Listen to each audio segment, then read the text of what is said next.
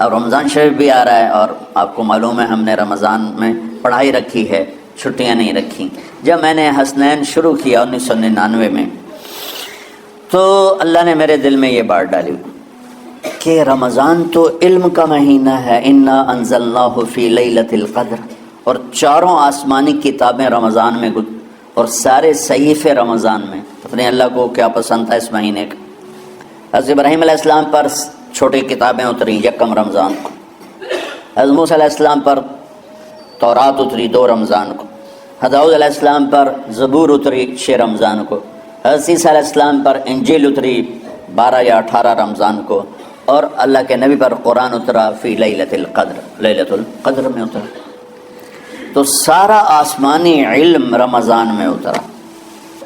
سارے مہینوں کے نام عربوں نے رکھے، محرم، صفر، ربیع الاول، ربیع الثانی، جمادی الاولیٰ، جمادی الثانی، رجب، شعبان، رمضان، شوال، ذوالقعدہ، ذوالحج۔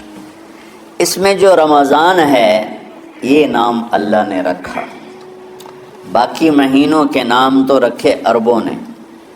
پھر ان کی زبان پہ اللہ لایا رمضان، چونکہ ابھی تو دنیا بھی نہیں بنی تھی اور اللہ نے قرآن کی تلاوت فرمائی تھی، تو اس قرآن میں تھا شہر رمضان الذی انزل فیہ القرآن۔ تو رمضان کا نام اللہ نے پہلے سے چن رکھا تھا، پھر ان سے رکھوا دیا۔ رمضان کہتے ہیں رمض یرمز، جل جانا، جل جانا۔ رمضان کو رمضان کیوں کہتے ہیں؟ کہ اس میں گناہ جل جاتے ہیں۔ مسلمان پہلا روزہ رکھتا ہے اور اس کے گناہ اللہ جلانا شروع کرتا ہے، اس کی بھوک پیاس کی آگ میں گناہوں کو ڈالتا ہے، جلاتا ہے۔ آخر 29 رمضان یا 30 رمضان آخری رات اللہ تعالیٰ اس کی پچھلے سال کے سارے گناہ معاف فرما دیتا ہے۔ تو اس کو اس سے تشبیہ دی گئی کہ جیسے جلنے سے چیز ختم ہو جاتی ہے، رمضان کے روزے کی بھوک اور پیاس کی تپش سے اللہ تعالیٰ پچھلے سال کے سارے گناہوں کو معاف فرما دیتا۔ تو مجھے خیال آیا اس وقت جب ابھی بالکل کزرع اخرج شطأہ تھا، ہمارے مدرسے کی مثال کزرع اخرج شطأہ، دعا کرو اللہ تعالیٰ فاستغلظ فاستوى علی سوقہ سے بنا دے۔ امید تو ہے کہ کچھ شکل اللہ نے بنا دی، اللہ اسے پوری دنیا میں پھیلا دے۔ میری تو تمنا ہے کہ ایک ایسی مثبت سوچ کے علماء کے اللہ میرے ذریعے سے تیار کروا دے جو امت کو جوڑنے والے ہوں، توڑنے والے نہ ہوں۔ تو اللہ تعالیٰ آپ کو مثبت بنائے۔ رمضان میں چونکہ سارا علم اترا تو مجھے خیال آیا کہ ہمیں رمضان میں چھٹی کرنا تو ایک ایسی عادت ہے، کوئی سنت تو ہے نہیں، تو مجھے رمضان میں پڑھائی کروانی چاہیے، چاہے تھوڑی ہوگی، روزے کی بھوک بھی ستائے گی اور رات کے جاگنے کی وجہ سے نیند بھی ستائے گی، لیکن اس میں ایک لفظ سینکڑوں لفظوں پہ بھاری ہوگا، غیر رمضان۔ تو میں کراچی گیا اور مفتی تقی صاحب دامت برکاتہم سے سب سے پہلے جا کے مشورہ کیا کہ حضرت میں چاہتا ہوں کہ رمضان میں چھٹی نہ ہو، پڑھائی ہو۔ اس وقت رمضان سردیوں میں تھا، تو وہ بڑے خوش ہوئے، کہنے لگے تو بہت اچھی بات، وہ تو اتنے بڑے ہاتھی کے پاؤں میں سب کا پاؤں، اتنی بڑی ہستی نے، وہ صرف پاکستان کا سرمایہ نہیں پوری امت کا سرمایہ ہے۔ تو ان کی اس بولنے نے مجھے ہمت دے دی۔ تو پھر میں نے یہاں آ کر تو ہم نے رمضان میں سبق شروع، اس وقت ذرا میری ہمت تھی تو میں رات کو پڑھاتا بھی تھا، بیان بھی کرتا تھا۔ تو ہم نے رمضان میں شروع کی کہ یہ رحمتوں کا مہینہ، ہر چیز کی برکت کا مہینہ، ہر شے کی اللہ کی طرف سے فراوانی اس میں ہے، علم کی بھی، ہدایت کی بھی، رزق کی بھی۔ غریب سے غریب آدمی بھی سموسے بنا کے بیٹھا ہوتا ہے، پکوڑے بنا کے بیٹھا ہوتا ہے، اور دسترخوان پہ ایک کی بجائے 3 چیزیں پڑی ہوتی ہیں۔ چاہے رمضان کے بعد سب کے پیٹ خراب ہوں، ایک باری تک کھانے دی تباہی پھیر دیں۔ روزے کا مقصد ہی فوت ہو جاتا ہے۔ روزہ تو ہوتا ہے بھوک کے لیے، پر وہ اتنا کھاتے ہیں کہ سحری کا کھانا افطاری تک ہضم نہیں ہوتا، اور افطاری کا کھانا سحری تک ہضم نہیں ہوتا، پر نہ تن کا ہی کھاونا ہے، کہتا بھوک نہ لگے، بھوک نہ لگے۔ وہ بھوک لگنے کے لیے تو روزہ ہے کہ ایک تو یہ جسم کو صاف کرتا ہے، دوسرا غریبوں کی غربت کا احساس پیدا کرتا ہے کہ جو بھوک تو آج برداشت کرتا ہے، غریب روزانہ یہ بھوک برداشت کرتا ہے۔ تو اللہ کے غریبوں کا، غریب بندوں کو کی خدمت کر، ان تک اپنے مال پہنچا، اپنا اللہ نے دیا ہے تو ان کو بھی اس میں شریک کر، قبر میں لے جائے گا۔ تو اللہ تعالیٰ نے میرے دل میں یہ ڈالا تو ہم نے تعلیم رمضان میں شروع کی، کیونکہ قرآن رمضان میں اترا، انجیل رمضان میں اتری، زبور رمضان میں اتری، تورات رمضان میں اتری، تو پھر اللہ نے اس مہینے کا نام خود رکھا شہر رمضان، شہر رمضان۔ اس میں شب قدر رکھی، اس میں رات کی ایک نماز۔ اچھا، پہلی امتوں پہ روزہ فرض تھا افطاری سے افطاری، افطاری سے افطاری بہت شدید تھا، 24 گھنٹے کا روزہ، بس افطاری کے بعد آنکھ لگ جاتی تو روزہ اگلا شروع ہو جاتا تھا۔ تو ہم پر بھی پہلے ایسے ہی روزہ اترا، افطاری سے افطاری۔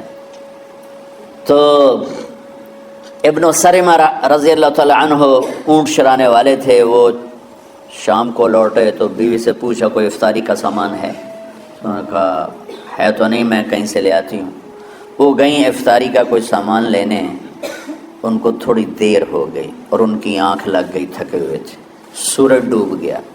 جب وہ آئیں تو ان کا ہائے سرمہ تو ہلاک ہو گیا۔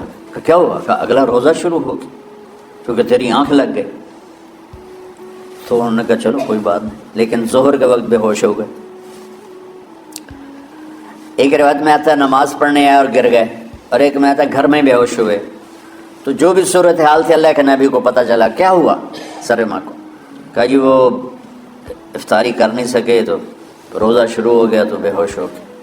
تو اللہ کے نبی رنجیدہ ہوئے تو اللہ تعالیٰ نے قرآن اتار دیا، چلو میرے محبوب ساری رات کھاؤ حتی یتبین لکم الخیط الابیض من الخیط الاسود من الفجر، کہ میرے محبوب صبح صادق تک آپ کی امت کو اجازت ہے، کھاؤ۔ پہلی امتوں پر افطاری سے افطاری، لیکن ان کی نماز تراویح نہیں تھی، تو ہمیں اللہ تعالیٰ نے دیا سحری تک، پوری رات۔ اچھا، ایک صحابی آئے، یا رسول اللہ میں تو مارا گیا۔ آپ نے کہا کیا ہوا؟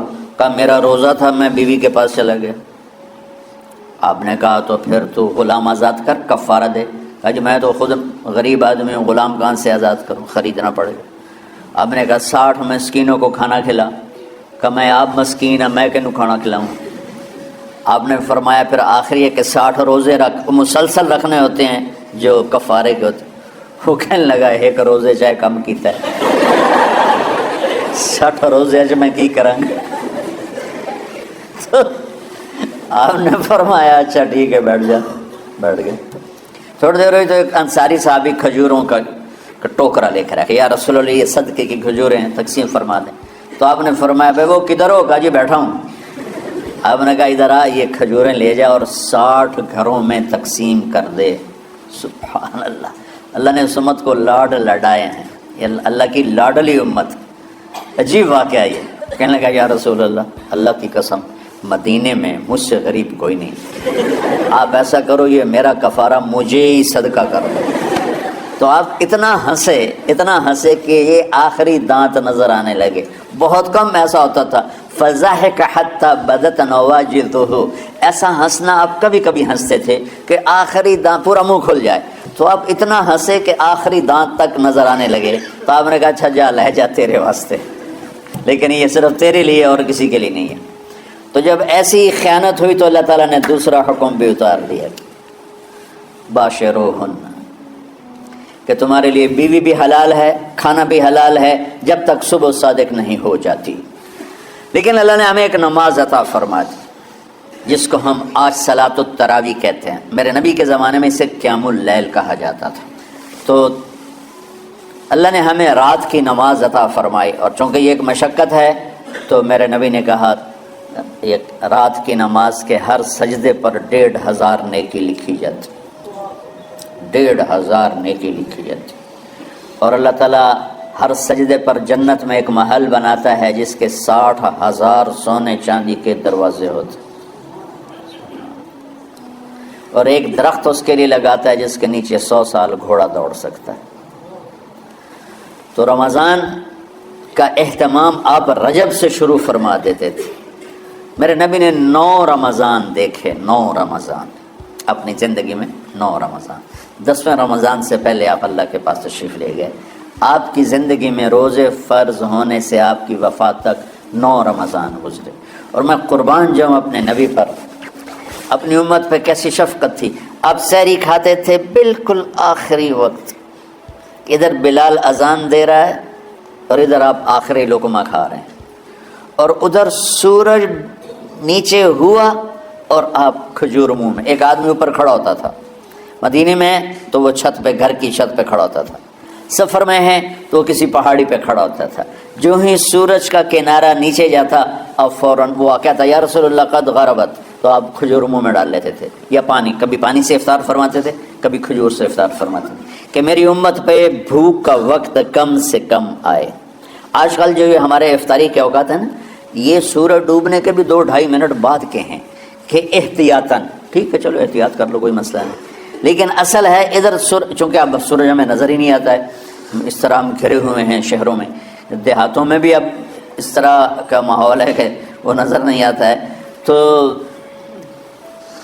بہتر کہ ادھر سورج غائب ہو ادھر لقمہ منہ میں جائے، لیکن یہ تب ہے جب اب نظر آ رہا ہو۔ اب جب آپ یہاں بیٹھے ہو حسنین میں تو یہاں تو کوئی سورج نظر نہیں آئے گا، یہاں تو منار ہی نظر آئے گا، تو لہٰذا احتیاط ٹھیک۔ ہمارے اہل حدیث بھائی وہ 2 منٹ پہلے ہم سے افطار کرتے ہیں، تو بڑی اچھی بات ہے کہ سورج کے غروب ہونے کا جو اصل وقت ہے اس کے ساتھ ہی افطار کرنا۔ اور سحری میں ایک واقعہ سناتا ہوں، آپ سحری کھا رہے تھے، بکرے کی سری پکی ہوئی تھی، تو مولا علی رضی اللہ تعالیٰ عنہ اور رباز بن ساریہ رضی اللہ تعالیٰ عنہ آپ کے ساتھ کھانا کھا رہے تھے، تو حضرت بلال ہے، یا رسول اللہ وقت ختم ہو گیا ہے، میں اذان دینے جا رہا ہوں، آپ برائے مہربانی کھانا پینا بند کریں، اور یہ کہہ کر چلے گئے۔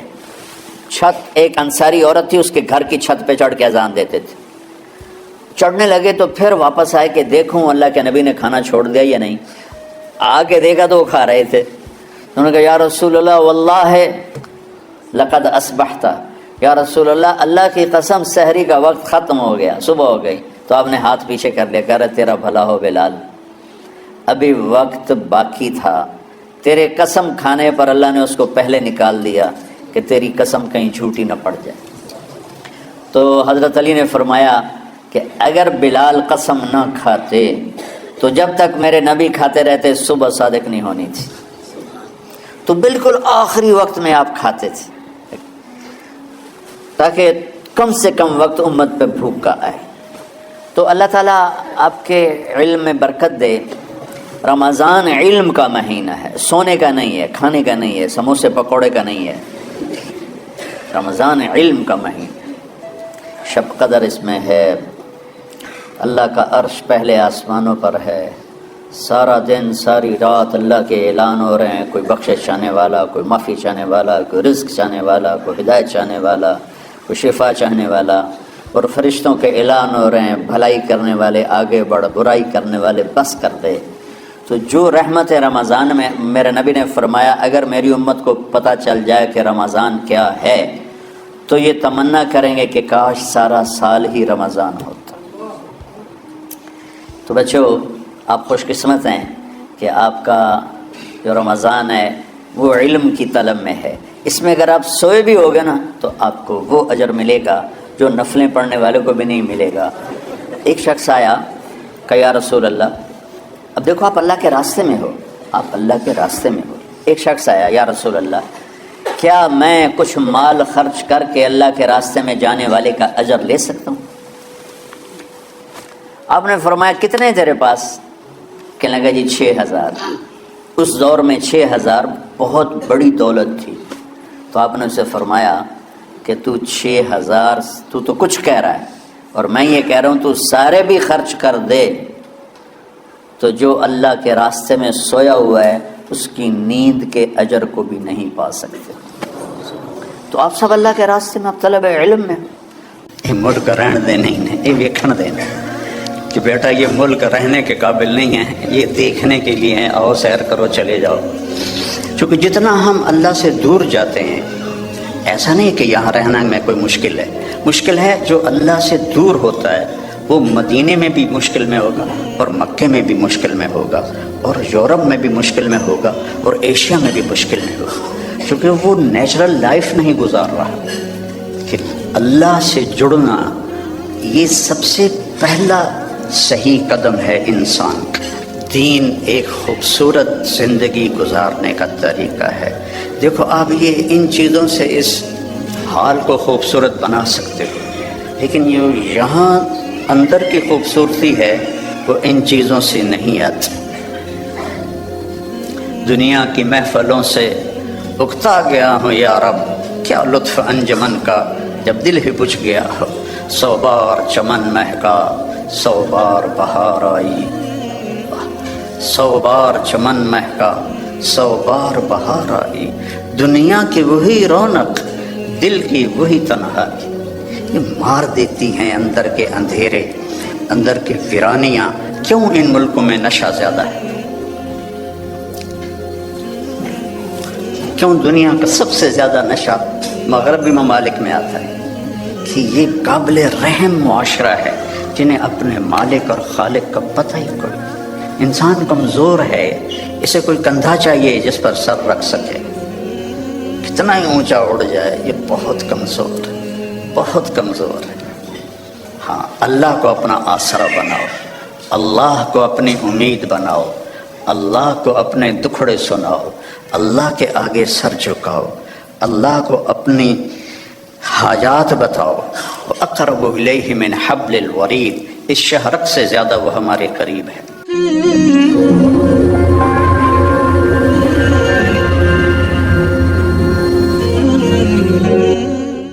ہم نے آپ کا سینہ کھول دیا۔ موسیٰ علیہ السلام نے دعا مانگی، رب اشرح لی صدری، یا اللہ میرا سینہ کھول، اور اللہ نے اپنے حبیب سے فرمایا ہم نے کھول دیا، الم نشرح لک صدرک، ہم نے آپ کا سینہ کھول دیا۔ پھر لنریہ من آیاتنا، پھر اپنی کائنات، اپنی آیات دکھائیں۔ اور آپ کو ایسے انسان سیکھتا ہے آنکھوں سے، کانوں سے، دماغ سے۔ تو ہمارے کان اتنے کمزور ہیں کہ 2 آدمی اکٹھے بولیں تو سمجھ میں نہیں آئے گا۔ آنکھ ایسی کمزور ہے، میں ادھر دیکھتا ہوں تو یہ نظر نہیں آتا، ادھر دیکھتا ہوں تو یہ نظر نہیں آتا۔ اور میرے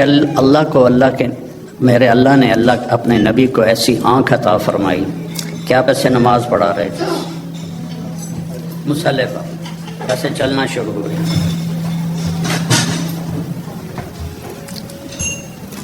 دیوار کے ساتھ آ کے کھڑے ہو گئے۔ اس وقت محراب نہیں ہوتے تھے، محراب اور مینار عمر بن عبدالعزیز رحمۃ اللہ علیہ نے بنوائے، اس سے پہلے نہیں تھے۔ اس کے بعد پھر آپ پیچھے ہٹنا شروع ہوئے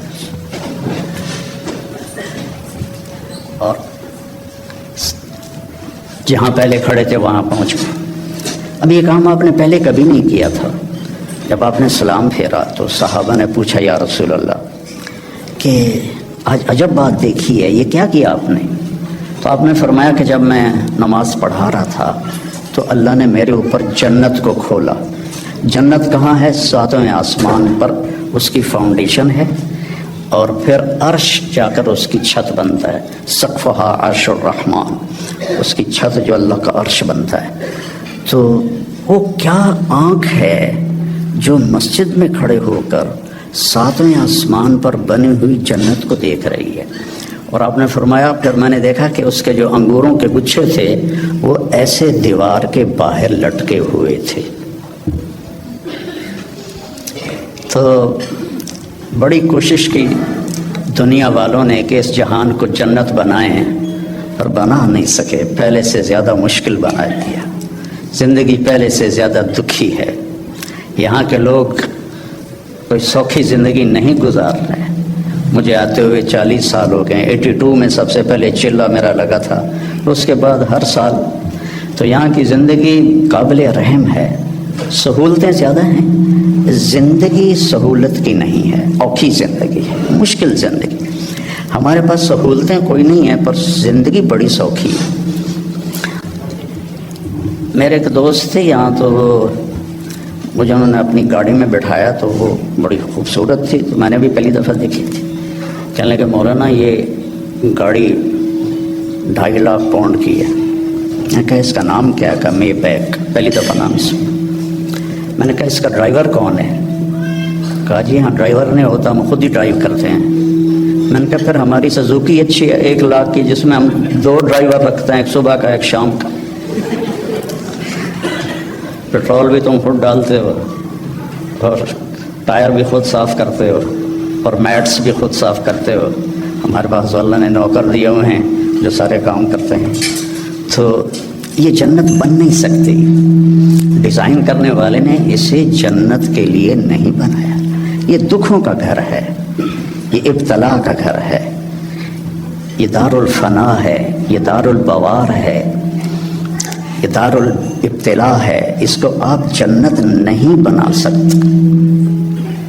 خیر ایسے بات آ گئی، ایک بدو آیا، یا رسول اللہ حل فی الجنت من عنب، اس کا یہ ساؤنڈ ٹھیک کرو، آواز ہے، حل فی الجنت من عنب، جنت میں انگور ہیں؟ آپ نے کہا نعم ہیں۔ تو کہنے لگا کم قطف واحد، تو ایک گچھا کتنا بڑا ہوگا؟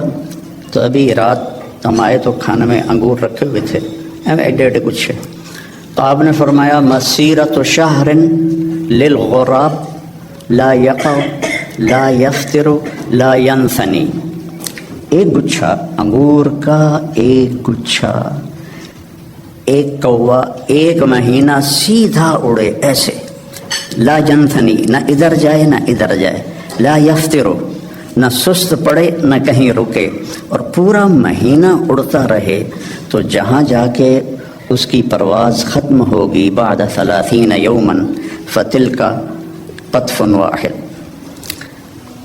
ایک گچھا 1 مہینہ کوے کی پرواز کے برابر ہو تو وہ کیا چیز ہے، کیا جہان ہے۔ وہ دیہاتی تھا، کہنے لگا کم حبۃ واحدہ، یا رسول اللہ ایک دانہ کتنا بڑا ہوگا؟ تو آپ نے فرمایا حل ذبح ابوک من غنمک تیسا عظیما فسلخ احابہ فآتاہ لأمک وقال لها اتخذی منہ دلوا، قال نعم، قال فتلک حبۃ واحدہ۔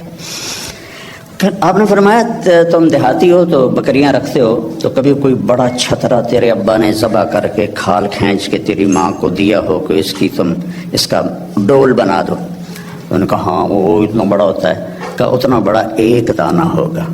تو بڑے مزے سے کہنے لگا اذن یکفینی لأہلی، پھر تو 1 دانہ میرے اور میری بیوی کے لیے کافی ہے۔ تو آپ نے فرمایا وعامت عشیرتک، تیرے سارے خاندان کو کافی ہے۔ تو اللہ نے ہمیں اپنے علم کے مطابق چلنے کی دعوت دی، پابند نہیں کیا۔ جانور پابند ہیں، جانور اس لیے پابند ہیں کہ اللہ نے انہیں ہماری خدمت کے لیے بنایا ہے۔ آج آپ گائے کا دودھ نکالنے گئے، وہ کہنے لگی آج میرا دل نہیں کل امی، تو کام تو نہیں چلے گا۔ تو ان کو اللہ نے پابند کیا اور اپنے حکم میں جکڑ دیا، ہمیں اختیار دیا، فمن شاء فلیؤمن ومن شاء فلیکفر، تیری مرضی ہے، یہ بھی راستہ ہے، یہ سیدھا ہے، یہ راستہ ہے، یہ کفر کا ہے، نافرمانی کا ہے، جو اختیار کرنا ہے۔ ہدیناہ النجدین، ہم نے دونوں راستے واضح، نجد ٹیلے کو کہتے ہیں، تو کہ ہم نے تمہارے لیے دونوں راستے واضح کر دیے ہیں اور اس کو مکمل کر دیا ہے۔ الیوم، یہ آج جو ہم اعلان کر رہے ہیں یہ آج ہی ہو رہا ہے، آج سے پہلے کبھی نہیں ہوا۔ کیا؟ اکمل، تو ہم نے دین کو کامل کر دیا، لکم، صرف تمہارے لیے، تم سے پہلے یہ کام کبھی نہیں ہوا۔ اتممت علیکم، اور نعمت کا اتمام کیا تم تمام کے لیے، اور نعمتی، نعمت کے لفظ میں ہے کہ یہ بہت آسان ہے، نعمت نعومت سے نکلا ہے، تو یہ میرا جو دستور حیات ہے یہ بہت آسان ہے۔ وَرَضِيتُ لَكُمُ الْإِسْلَامَ دِينًا، اور میں نے اس لیے تمہارے لیے اس اسلام کو پسند فرما دیا ہے۔ تو یہ ایک مکمل ضابطہ حیات ہے۔ کمال کہتے ہیں جب صفات پوری ہوں، تمام کہتے ہیں جب اجزاء پورے ہوں۔ صفات پوری ہوں، اجزاء پورے نہ ہوں تو تمام نہیں کہتے، کمال کہتے ہیں۔ عطا بن ابی رباح صحابہ کے دور میں فتوے دینے لگ گئے تھے، بڑے کامل انسان تھے، صحابہ بھی ان سے فتویٰ پوچھتے تھے، لیکن اندھے تھے، ایک ہاتھ سے معذور تھے، ایک ٹانگ سے معذور تھے، اور حبشی غلام تھے، تو تمام نہیں کمال ہے۔ تو میرا اللہ کہہ رہا ہے دین کامل بھی ہے، دین تمام بھی ہے۔ پھر آپ نے ایک تسلی دی، اللہ نے تمہیں دین دیا، شرع، بہتے پانی کو شرع کہتے ہیں۔ بہتا پانی کتنا مزے کا ہوتا ہے، آپ کو صاف رکھتا ہے، آپ کے چیزوں کو صاف رکھتا ہے، خوبصورت نظر آتا ہے، آپ کی پیاس کو دور کرتا ہے۔ اللہ نے تمہیں دین دیا، وجعلہ سہلا، بہت آسان بنایا۔ بھوکے کو روٹی کھانا مشکل ہے، پیاسے کو پانی پینا مشکل ہے، سہلا، آسان بنایا۔ سمحا، نرم بنایا، نرم، واسعا، کھلا، کشادہ، ولم یجعلہ ضیقا، اور کوئی تنگی نہیں رکھی۔ تمہیں کیوں تنگی نظر آ رہی ہے؟ کہ تم نے چلنا سیکھا نہیں۔ تو جٹ جہاز اڑا لیتے ہیں، ایک آدمی سائیکل بھی نہیں چلا سکتا، اس نے سیکھا تو جٹ جہاز سب سے مشکل ہوتا ہے اس کو اڑانا، اور سائیکل نہیں سیکھا تو نہیں چلا سکتا۔ تو ہم نے سیکھا نہیں ہے دین پہ چلنا، اور پھر ہمارا پورا ارادہ نہیں ہے کہ ہم نے ادخلوا فی السلم کافہ، پورے مسلمان نظر آؤ، پورے مسلمان بن کے چلو۔ تو اللہ کے نبی نے کہا سہل، یرید اللہ بکم اليسر، اب اللہ بھی کہتا ہے ساتھ تمہارے لیے آسانی چاہتا ہوں، ولا یرید بکم العسر، تنگی نہیں چاہتا ہوں، یرید اللہ ان یخفف عنکم، تمہیں ہلکا پھلکا کرنا چاہتا ہوں، تمہارے بوجھ ہٹانا چاہتا ہوں۔ ما جعل علیکم فی الدین من حرج، اس میں کوئی تنگی نہیں رکھی۔ لیکن ہمیں کیوں تنگیاں نظر آتی؟ کہ ہم نے سیکھا نہیں، ہماری ترجیحات میں آخرت نہیں ہے، جنت نہیں ہے، جہنم سے بچنا نہیں ہے، بس پاؤنڈ اور پاؤنڈ اور پاؤنڈ اور پاؤنڈ، ایک دوڑ لگی ہوئی ہے، مال کے پیچھے بھاگے جا رہے ہیں، بھاگے جا رہے ہیں، بھاگے جا رہے ہیں، اپنے آپ کا بھی ہوش نہیں ہے۔ ہمارے ایک رشتہ دار تھے قریبی، تو وہ 82 میں پہلی دفعہ آیا تھا، تو میں ان کو ملا، میں نے کہا دور سے میرے ماموں لگتے تھے، میں نے کہا ہماری جماعت آئی ہے، آپ تشریف لائیں۔ کہنے لگے پتر مینو ویل نہیں، پنجابی سمجھتے ہو نا، پتر مینو ویل نہیں، بیٹا میں فارغ نہیں۔ اس کے بعد میں کتنے دفعہ آیا، ان کا یہی جواب ہوتا تھا، پتر مینو ویل نہیں۔ 2000 میں جب میں آیا تو ان کا خود فون آیا، بیٹا مینو آ کے مل، بیٹا مینو آ کے مل۔ تو ہیلی فیکس میں رہتے تھے، تو میں ملنے گیا تو وہ گھر میں اکیلے بیٹھے تھے۔ کہنے لگے پتر 26 سال بعد پتہ لگا کہ میں نے اتنے نہیں آنا چاہیے دسی۔ ایک 6 بیڈ روم میرا گھر ہے، 6 بیڈ روم چھوٹا گھر تو نہیں ہوتا نا، آپ لوگ جانتے ہی ہیں، آپ کو تو ویسے ہی چھوٹے چھوٹے گھونسلے ہوتے ہیں، تو وہ بھی لکڑی کے ہوتے ہیں، کھڑ کھڑ کھڑ کھڑ کھڑ کھڑ دوڑ دوڑ دوڑ دوڑ دوڑ۔ تو وقت دیکھا 6 بیڈ روم گھر ہے میرا، میری ساری اولاد چلی گئی مینو چھڑ کے، اب میں کلا بیٹھا۔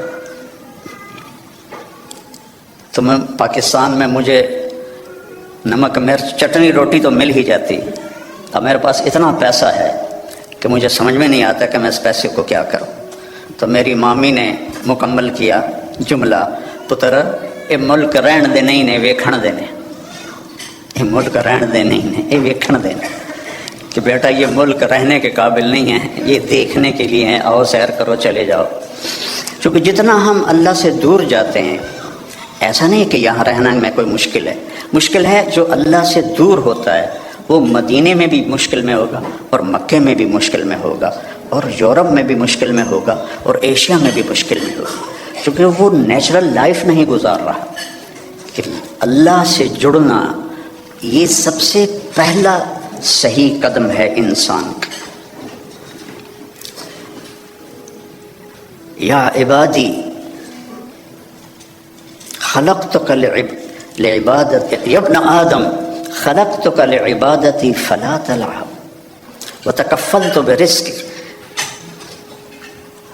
خلقتک لعبادتی، میں نے تجھے اپنی عبادت کے لیے پیدا کیا، تو فلا تغفل، تو میری عبادت سے غافل نہ ہو، وتکفلت برزقک فلا تتعب، میں نے تیرے رزق کا ذمہ لے لیا ہے، اپنے آپ کو زیادہ نہ تھکا، اپنے آپ کو زیادہ نہ تھکا۔ ابن آدم اطلبنی تجدنی، ابن آدم میری طلب میں آ، تجدنی، میں تجھے مل جاؤں گا، ضرور مل جاؤں گا، دنیا کے لیے وعدہ کوئی نہیں۔ من کان یرید العاجلہ عجلنا لہ فیہا ما نشاء لمن نرید، جو ہم سے دنیا چاہتا ہے ہم اتنی دیتے ہیں جتنا ہم چاہتے ہیں، اور اس کو دیتے ہیں جس کو چاہتے ہیں۔ اور ادھر اللہ نے کہا اطلبنی تجدنی، میری طلب میں آ، تو مجھے مل جائے گا، میں تجھے مل جاؤں گا۔ فإن وجدتنی وجدت کل شیء، اگر تو نے مجھے پا لیا تو نے سب کچھ پا لیا۔ وإن فتنی فاتک کل شیء، اور تو نے مجھے کھو دیا تو سب کچھ کھو دیا۔ وأنا خیر لک من کل شیء، اور میں تیرے لیے ہر چیز سے بہتر ہوں۔ تو میرے بھائی بہنوں، بچوں بچیوں، دین ایک خوبصورت زندگی گزارنے کا طریقہ ہے۔ دیکھو آپ یہ ان چیزوں سے اس حال کو خوبصورت بنا سکتے ہو، لیکن جو یہاں اندر کی خوبصورتی ہے وہ ان چیزوں سے نہیں آتی۔ دنیا کی محفلوں سے اکتا گیا ہوں یا رب، کیا لطف انجمن کا جب دل ہی بجھ گیا ہو۔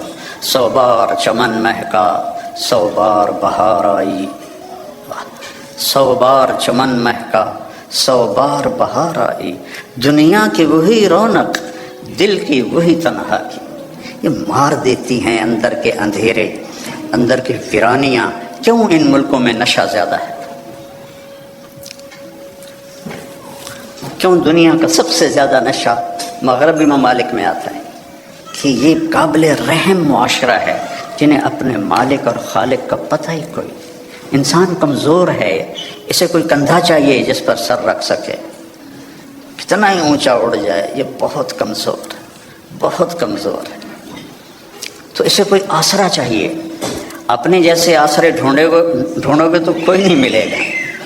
ہاں، اللہ کو اپنا آسرا بناؤ، اللہ کو اپنی امید بناؤ، اللہ کو اپنے دکھڑے سناؤ، اللہ کے آگے سر جھکاؤ، اللہ کو اپنی حاجات بتاؤ۔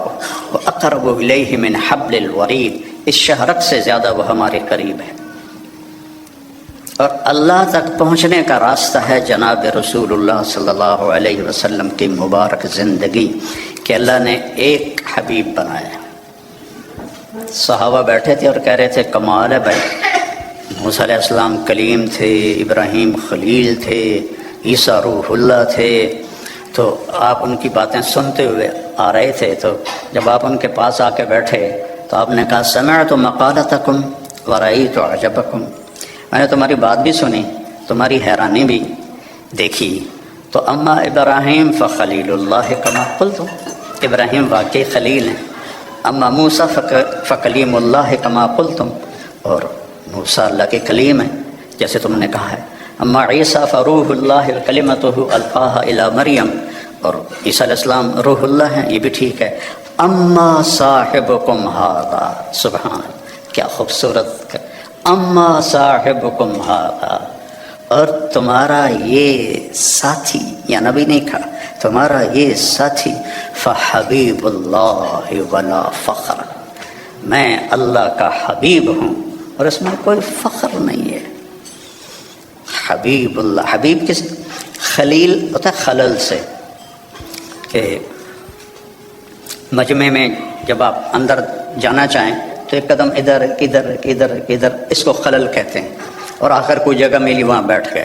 خلیل اس کو کہتے ہیں جس کی محبت دل کے پردوں سے گزرتے گزرتے گزرتے اندر ایک جگہ سویدہ، آخر میں ایک خاص پوائنٹ ہے، وہاں جا کے بیٹھ جائے، اسے خلیل کہتے ہیں۔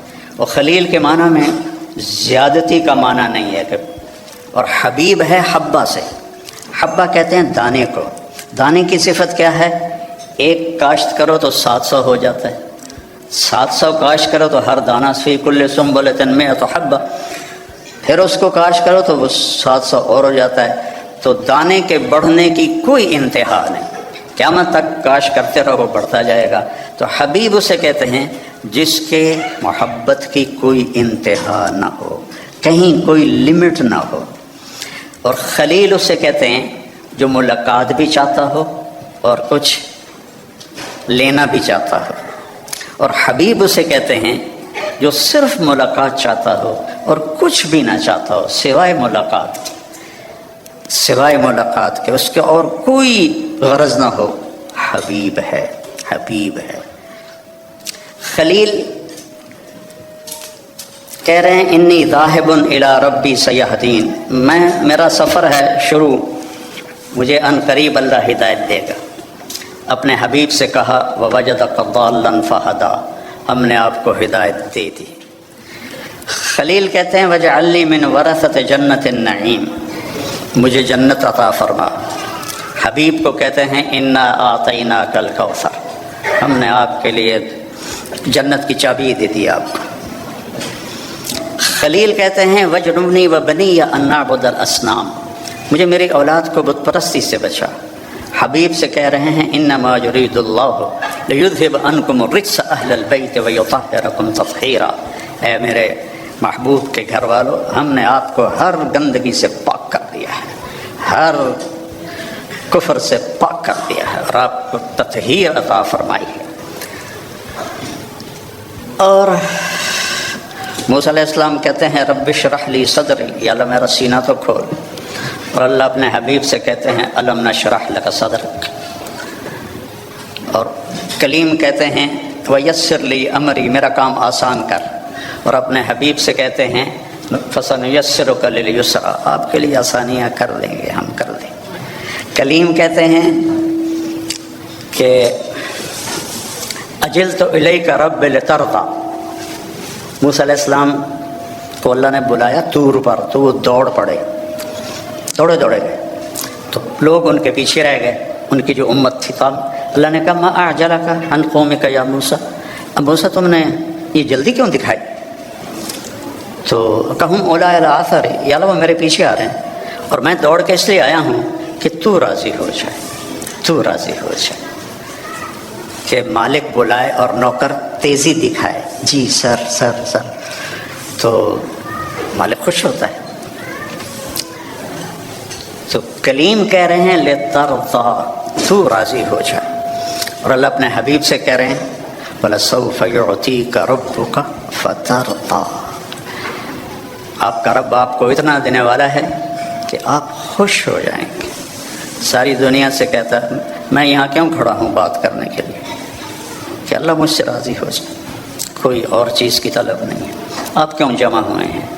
ایک دین کی نسبت پر کہ اللہ راضی ہو جائے، لیکن موت سے پہلے کسی کو نہیں پتہ، اور یہاں کہا جا رہا ہے فترضیٰ، آپ راضی ہو جائیں گے۔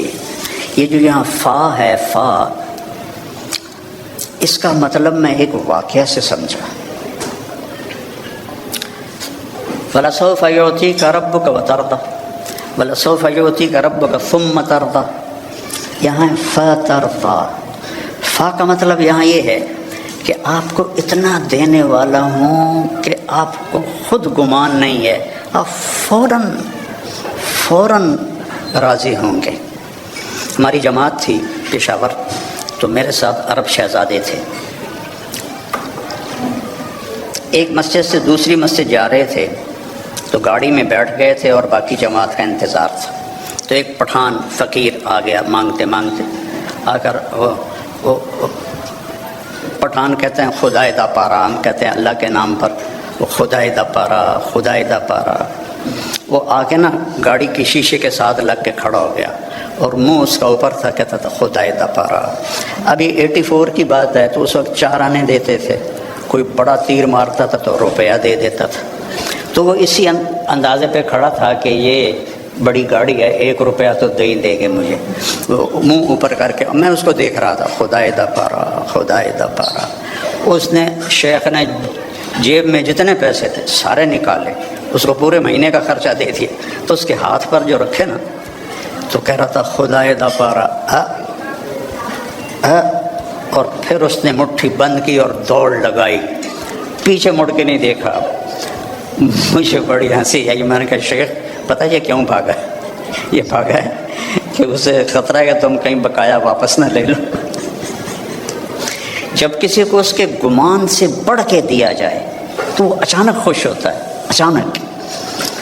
تو اللہ تعالیٰ کہہ رہا ہے میں اتنا دینے والا ہوں کہ آپ کو خود پتہ نہیں، آپ بڑے خوش ہو جائیں گے. ہم فیصل آباد چوک پہ گاڑی رکی میری، تو ایک فقیر آ گیا، تو پیچھے میرا بیٹا بیٹھا تھا. اس نے جیب سے 100 روپیہ نکال کے دیا. میں نے کہا بیٹا اس سے دعا نہیں ملے گی. میں نے جیب سے 1000 روپیہ نکالا اور اس فقیر کو دے دیا. اللہ بھلا کرے، اللہ بھلا کرے. تو اللہ کہہ رہا ہے میرے نبی آپ کو وہ دوں گا کہ آپ کو خود نہیں پتہ. تو بھائیو اللہ نے ہمیں محمد مصطفیٰ صلی اللہ علیہ وسلم جیسا نبی عطا فرمایا اور آپ کی شریعت کو مکمل کر دیا، آپ کی زندگی کا ہر طریقہ مکمل کر کے ہم تک پہنچا دیا. بس اس کو فالو کرنا ہے، اس کو سیکھنا ہے، اس کے مطابق زندگی کو گزارنا ہے، تو آپ کی یہ دنیا بھی بنے گی، وہ دنیا بھی بنے گی. اللہ تعالیٰ نے آپ کی زندگی چونکہ قیامت تک تھی تو ہر چیز محفوظ کر دی ہے، ہر چیز محفوظ کر دی. آپ کی چال کیسی تھی، آپ کا لباس کیسا تھا، آپ بیٹھتے کیسے تھے، آپ اٹھتے کیسے تھے، آپ بولتے کیسے تھے، ایک ایک چیز کو میرے رب نے محفوظ کر دیا ہے. سیکھو میرے بھائی بہنوں. موت کے بعد جو سب سے بڑا غم ہوگا نا انسان کو، وہ حسرت ہوگی. حسرت ہوگی، ہائے یہ میں نے کیا کر دیا، ہائے یہ میں نے کیا کر دیا. تو اس سے پہلے کہ موت ہمیں اٹھا کے لے جائے، ہم اللہ کے محبوب کی زندگی کو اپنی زندگی بنا لیں، ان کے طریقوں کو اپنا طریقہ بنا لیں. لقد جاءکم رسول من انفسکم، ہمارے ہاں پڑھا جاتا ہے من انفسکم. اس کی ایک جو ہے روایت وہ ہے من انفسکم. میں موریتانیہ گیا تو وہاں میں نے سنا وہ من انفسکم پڑھتے تھے.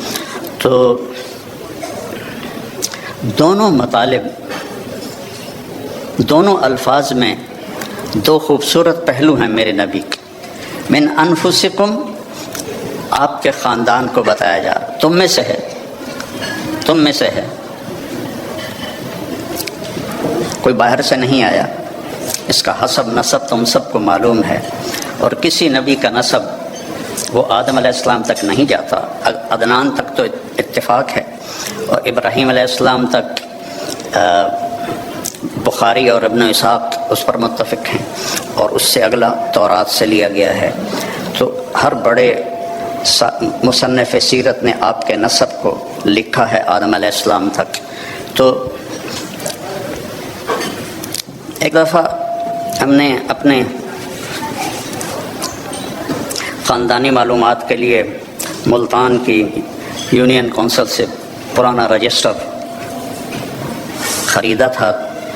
تو اس میں 1874 میں سب سے پہلے بندوبست ہوا تھا زمینوں کا، اس سے پہلے کا نہیں تھا. تو اس میں 19 نام میں نے دیکھے ہمارے بزرگوں کے، اور 20واں پھر میرا نام آتا تھا میرے باپ کے بعد. میں نے ان کو یاد کرنے کی کوشش کی کئی دفعہ، لیکن وہ میں یاد کرتا ہوں پھر مجھے بھول جاتے ہیں. لیکن اپنے نبی جن کا نسب آدم تک جاتا ہے، وہ مجھے اس طرح سینے پہ محفوظ ہو گیا کہ میں جب سلام پڑھنے جاتا ہوں روضہ مبارک پر، تو ہم ایک قدیم ذمہ دار خاندان سے میرا تعلق ہے، اور ہماری ایک ثقافت ہے، ایک تہذیب ہے. ہمارے مراسی ہوتے ہیں جو ہمارے باپ دادا کی پیڑھیاں جانتے ہیں، پھر آ کر ان کی جھوٹی تعریفیں کرتے ہیں، اور ان کا اور کوئی پیشہ نہیں ہوتا، صرف زبان دی کھٹی کھاندے. تو وہ پھر ہم سے پیسے بھی لے جاتے ہیں، بچوں کا علاج بھی، بچیوں کی شادیاں بھی، ٹوٹا گھر بنوانا بھی، یہ سارا کچھ میں کرتا ہوں، آج تک ان کے لیے کرتا ہوں. اور وہ جھوٹی تعریف کرتے ہیں. مثلا وہ پہلے کہتے ہیں دیر آباد. کبھی کسی کے دیر آباد رہیں؟ ویران ہوئے کہ نہیں ہوئے؟ سرداریاں قائم، کبھی کسی کی سرداری قائم رہی ہے؟ مٹ جاتی، لیکن پھر بھی ہم خوش ہو کے ان کو دیتے ہیں. تو میں نے وہاں روضہ مبارک پہ کھڑے ہو کر کہا یا رسول اللہ، میں آپ کا میراثی بننا چاہتا ہوں. آپ کے گھر کا، خاندان کا آج میں آپ کو سلام پیش کرتا ہوں. جیسے ہمارے مراسی ہیں، ان میں ایک صدیق ہے، بڑا کوڑا، بڑا مسکین. میں نے کہا آج میں صدیق مراسی بن کر آپ کو سلام پیش کرتا ہوں. الصلاۃ والسلام علیک یا رسول اللہ بن عبداللہ بن عبد المطلب بن ہاشم بن عبد مناف بن قصی بن کلاب بن مرہ بن کعب بن لبی بن غالب بن فہر بن مالک بن نضر بن کنانہ بن خزیمہ بن مدرکہ بن الیاس بن مضر بن نزار بن معد بن عدنان بن عود بن حمیسہ بن سلامان بن عوس بن بوز بن قنوال بن ابی بن عظام بن ناشد بن حزاب بن بلداس بن یدلاف بن طابق بن جاہم بن ناحش بن ماخی بن عیفی بن عبقر بن عبید بن الدعاف بن حمدان بن سنبر بن یثربی بن یحزن بن یلحن بن ارعوا بن عیدی بن زیشان بن عیسر بن اقناد بن ایہام بن مقصر بن ناحث بن زارع بن سمی بن مزی بن عوض بن عرام بن قیدار بن اسماعیل بن ابراہیم بن آذر بن ناحور بن سرود بن رعو بن فائج بن عابر بن ارفقشاد بن سام بن نوح بن لامک بن متوشال بن ریس بن یرد بن ملحلئیل بن کینان بن آنوش بن شیس بن آدم علیہ السلام سرداریاں قائم. تو اب میں سن 2000 میں پہلی دفعہ میں جا تو میں 84 سے رہا ہوں، لیکن وقت ہو چکا ہے. چلو ٹھیک ہے، وقت پورا تو نہیں ہوا، میں زندہ ہوں ابھی. میں نے کہا وقت پورا ہو چکا ہے. اسرائیل تو آیا کوئی نہیں ہے، تو کوئی اور لکھا کرو، گاڑی خبر سنیں دے. تو میرے عزیزوں، میری بیٹیوں، بہنوں، بھائیوں، میرے نبی کی زندگی کی ہر ادا محفوظ ہے. اللہ کے واسطے اسے اپنی زندگی بناؤ، اس کی نقل اتارو. یہاں کا تو پتہ نہیں، پاکستان میں تو نقل مار کے پاس ہو جاتے ہیں، تو نقل اتار لو اپنے نبی کی، پاس ہو جاؤ گے، اللہ پسند فرما لے. تو اس زندگی کو سیکھنا ہے. قرآن پڑھو، قرآن کو سنجیدگی سے پڑھو، اپنے نبی کی زندگی اور سیرت پڑھو، اور کم از کم ایک حدیث سنا دیتا ہوں پھر ختم. آپ نے کہا 4 باتیں مجھ سے لے لو، دنیا بھی تمہاری، آخرت بھی تمہاری. صدق و حدیث، ہمیشہ سچ بولو، جھوٹ نہ بولو. حفظ و امانت، کسی کو دھوکہ نہ دو، دیانتداری سے چلو. حسن و خلیقت، اپنے اخلاق اچھے کرو، بد اخلاق نہ بنو. اور عفت فی طعمت، رزق حلال کماؤ، حرام نہ کماؤ. فرض نماز کے بعد اور فرض روزوں کے بعد اور زکوٰۃ حج اگر پیسہ ہے تو اس کے بعد. یہ صرف 10 لاکھ حدیثوں میں یہ ایک حدیث بتا. صدق و حدیث، سچ سچ سچ بولو. حفظ و امانت، دیانتدار رہو. حسن و خلیقت، اخلاق اچھے کرو. عفت فی طعمت، رزق حلال کماؤ، تو دنیا میں بھی موج ہے اور آخرت میں بھی موج ہے. السلام علیکم.